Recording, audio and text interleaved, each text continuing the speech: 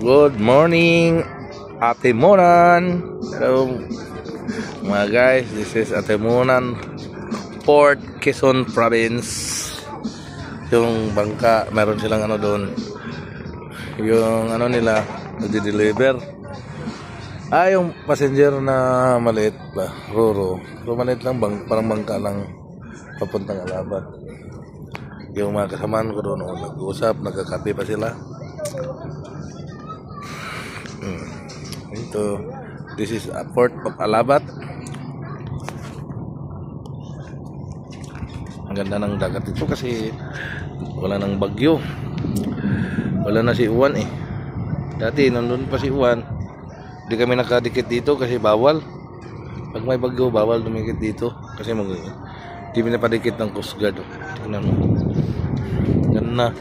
Ganda ng view nila dito.